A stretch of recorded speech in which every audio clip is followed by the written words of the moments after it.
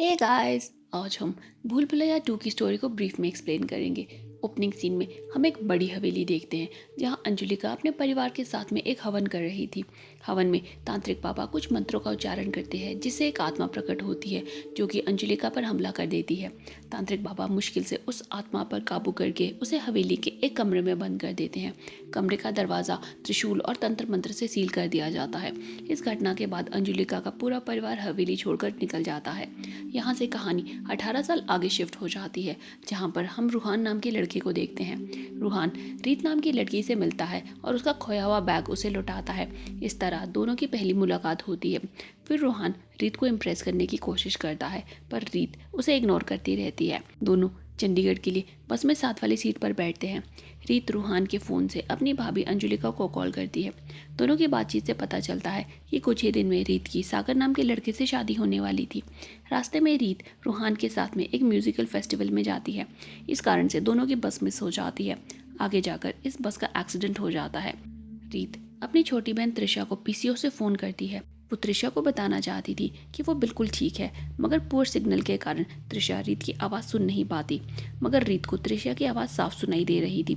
सागर त्रिशा के साथ में ही खड़ा था और दोनों की बातचीत से रीत को समझ आता है कि दोनों एक दूसरे से प्यार करते हैं। रीत फैसला करती है कि वो तब तक अपने घर वालों के सामने नहीं आएगी जब तक सागर और त्रिशा की शादी न हो जाए।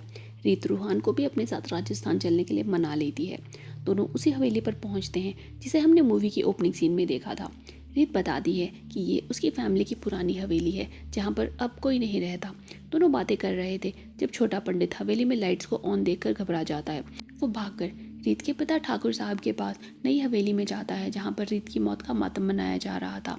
सब लोग पुरानी हवेली पहुँचते हैं। रीत सबको देखकर छुप जाती है पर रूहान पकड़ा जाता है। जब ठाकुर साहब रूहान से पूछते हैं कि वो कौन है तो रूहान सबसे झूठ कह देता है कि रीत की आत्मा ने उसे वहाँ भेजा है। वो आगे कहता है कि वो मरे हुए लोगों से बात कर सकता है। अपनी बात पर यकीन दिलाने के लिए वो सबको वो बातें बताने लगता है जो रीत ने अपनी फैमिली के बारे में उसे थोड़ी देर पहले बताई थी। सबको उसके बातों पर यकीन हो जाता है। फिर रूहान कहता है कि रीत की आखिरी इच्छा थी कि सब लोग इसी हवेली में आके रहें। अगले दिन सारा परिवार रीत की इच्छा पूरी करने के लिए हवेली में आकर रहने लगता है। रूहान सबको कहता है कि रीत की एक और इच्छा थी कि सागर और त्रिशा की शादी उस दिन हो जिस दिन सागर और रीत की शादी होनी थी। सब लोग रूहान की बात मानकर शादी की तैयारी शुरू कर देते हैं। रात में रूहान को अपने कमरे के बाहर अपना एक हमशक्ल दिखता है। जब रूहान उसका पीछा करता है तो वो मंजुलिका के रूम के बाहर पहुंच जाता है। रूहान के रूम को खोलने से पहले अंजुलिका वहां आकर रूहान को वहां से ले जाती है। वो रूहान को मंजुलिका के कमरे से दूर रहने को भी कहती है। अगले दिन छोटा पंडित रूहान को सरपंच के घर पर ले जाता है। सरपंच रूहान को बताता है कि उसकी माताजी की अभी अभी मृत्यु हुई है। वो चाहते थे कि रूहान उनकी माताजी की आत्मा से बातचीत करके घर में रखे हुए जेवरों का पता लगाए।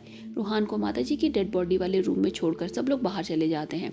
बाहर छोटा पंडित को पता चलता है कि ये बड़ा पंडित और पंडिताइन का प्लान था। वो देखना चाहते थे कि रूहान सच में आत्माओं से बात कर सकता था या फिर ये सब सिर्फ ढोंग था। अंदर रूहान पहले तो डेड बॉडी से डरता है, मगर जब उसकी नज़र वहाँ छुपाए हुए एक लाफिंग मंकी पर पड़ती है तो वो उसे उठाकर जोर से फेंकता है। इस कारण से एक डोमिनो इफेक्ट स्टार्ट हो जाता है और ज़मीन में गड़ा हुआ खजाना सबके सामने आ जाता है। रूहान खूब सारे जेवर पहुंचकर कमरे से बाहर आता है तो सब लोग उसे रूह बाबा कहकर पुकारने लगते हैं।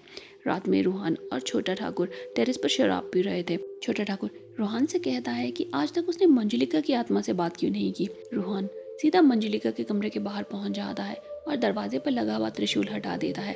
दरवाज़ा खुलने से पहले अंजुलिका वहां पहुंचकर उन्हें रोक देती है। फिर अंजुलिका उनको अपना और मंजुलिका का पास्ट बताती है। ये दोनों असल में जुड़वा बहनें थी। उनके पिता मंजुलिका के मुकाबले अंजुलिका को ज़्यादा पसंद करते थे। इस कारण मंजुलिका अपनी ही बहन से जेलस फील करने लगती है। मंजुलिका ने बड़े होते होते काला जादू भी सीख लिया था। बड़े होने पर उसके पिता ने अंजुलिका की शादी कुंवर जी के साथ में तय कर दी। मंजुलिका कुंवर जी को बचपन से पसंद करती थी। मंजुलिका गुस्से में अपनी बहन पर काला जादू करने लगती है। अंजुलिका की शादी वाले दिन मंजुलिका अपनी बहन की डॉल बनाकर काला जादू कर रही थी जब उसके पिता उसे ये सब करते हुए देख लेते हैं और उसे बुरा भला कहते हैं। मंजुलिका गुस्से में अपने ही पिता को जान से मार देती है। फिर वो अंजुलिका के घर जाकर उस पर और कुंवर जी पर अटैक कर देती है। सेल्फ डिफेंस में अंजुलिका भी मंजुलिका पर हमला कर देती है जिसमें मंजुलिका मारी जाती है। कुछ दिन के बाद मंजुलिका की आत्मा कुंवर जी को बालकनी से धक्का दे देती है जिससे कुंवर जी पैरालाइज हो जाते हैं। इसके बाद अंजुलिका ने तांत्रिक की मदद से मंजुलिका की आत्मा को घर में कैद कर लिया ताकि वो अब और किसी को भी नुकसान ना पहुंचाए। कुछ दिन के बाद रूहान रीत को लेकर बाहर जाता है तो छोटा पंडित दोनों को देख लेता है। वो बड़े पंडित और पंडिताइन के साथ जाकर बड़े ठाकुर को ये सब बता देता है। बड़े ठाकुर रूहान से कहते हैं कि अगर रीत जिंदा है और इसी हवेली में छिपी है तो वो रूहान को जान से मार देंगे। रूहान की जान बचाने के लिए रीत डिसाइड करती है कि वो मंजुलिका के कमरे में जाकर छुप जाएगी, क्योंकि वहाँ पर उसे कोई भी ढूंढने नहीं आएगा। अगले दिन सागर और त्रिशा के संगीत में म्यूजिकल इंस्ट्रूमेंट्स हवा में उड़ने लग जाते हैं। मंजुलिका की आत्मा काफ़ी तोड़फोड़ मचाती है, लेकिन सबको ये लगता है कि ये रीत की आत्मा कर रही है, क्योंकि पिछली रात सबने रूहान को तंग किया था। बाहर से चिल्लाने की आवाज़ आती है, क्योंकि हवेली की एंट्रेंस पर एक घोंसली फिगर उल्टी चल रही थी। ये देखकर सब लोग डर जाते हैं, पर रूहान उन्हें कहता है कि ये रीत की आत्मा है और वो किसी को भी नुकसान नहीं पहुंचाएगी। बाद में रूहान रीत के पास जाकर उसे यहाँ से भागने के लिए कहता है, क्योंकि अब सिचुएशन कंट्रोल से बाहर हो रही थी। रात में हम देखते हैं कि हवेली की एंट्रेंस पर कोई स्पिरिट नहीं बल्कि पंडिताइन थी, जो कि रस्सियों की मदद से ऐसा कर रही थी। फिर हम अंजुलिका को देखते हैं, जिसे लगता है कि कोई उसके विंडो के बाहर खड़ा है। बाहर आकर वो देखती है कि काफ़ी सारे क्रोज आंगन में बैठे हुए थे। कमरे में वापस आते ही मंजुलिका की आत्मा उस पर हमला कर देती है। अगले सीन में अंजुलिका रूहान के रूम में आकर उसे पूछती है कि रीत कहाँ है। रीत अपनी भाभी के सामने आकर उसे सब सच सच बताती है। फिर अंजुलिका उन्हें कहती है कि आज मंजुलिका की आत्मा ने उस पर अटैक किया है। मंजुलिका ने कहा है कि वो एक एक करके परिवार के सारे सदस्यों को मारकर अंत में अंजुलिका को भी मार देगी। अगले दिन तीनों उसी तांत्रिक के पास जाते हैं जिसने 18 साल पहले मंजुलिका की आत्मा को कैद किया था। तांत्रिक बताता है कि 3 रात के बाद चंद्र ग्रहण है और वो उसी रात मंजुलिका को कैद कर लेगा। फिर हम देखते हैं कि मंजुलिका तांत्रिक बाबा को भी जान से मार देती है। उधर रूहान बड़े पंडित और पंडिताइन की ट्रिक को देखकर समझ जाता है कि ये लोग सबका बेवकूफ़ बना रहे हैं। उसी समय मंजुलिका भी वहाँ पर पहुँच जाती है। रूहान भागने की कोशिश करता है, पर मंजुलिका उसे पकड़ लेती है। अगले सीन में रूहान सबके सामने ऐसे डांस कर रहा था जैसे मंजुलिका ने उसे पोजेस कर लिया हो। रूहान अंजुलिका को मारने के लिए आगे बढ़ता है तो रीत उसे आवाज़ मारकर रोकने को कहती है। अपनी जान बचाने के लिए अंजुलिका रीत के गले पर चाकू रखकर रूहान को रुक जाओ अंजुलिका कहकर रोकने की कोशिश करती है। सब लोग कंफ्यूज हो जाते हैं। फिर रूहान सबको बताता है कि जब मंजुलिका की आत्मा से रूहान का आमना सामना हुआ तब मंजुलिका ने उसे रीत को लेकर यहाँ से भाग जाने को कहा था। तब रूहान को समझ आया कि वो आत्मा मंजुलिका की नहीं बल्कि अंजुलिका की है। कहानी फिर फ्लैशबैक में उस रात पर जाती है जहाँ मंजुलिका ने अपने पिता को जान से मारा था। उस रात मंजुलिका ने तांत्रिक की मदद से अंजुलिका को अपने वश में करके अपनी जगह उसके साथ बदल ली थी और खुद कुंवर जी से अंजुलिका बनकर शादी कर ली। बाद में अंजुलिका को दोबारा वश में करके अपने और कुंवर जी के ऊपर अटैक करवाया और अंजुलिका को जान से मार दिया। कुंवर जी को लगा कि मंजुलिका मर गई है, मगर असल में अंजुलिका की मौत हुई थी। कुछ समय के बाद कुंवर जी को अंजुलिका के कमरे में ब्लैक मैजिक वाली डॉल मिल जाती है और वो सच को समझ जाते हैं।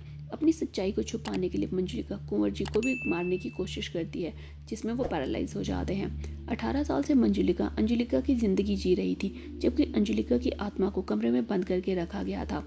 अंजुलिका की आत्मा मंजुलिका को खींचकर उसी कमरे में ले जाकर बंद कर देती है।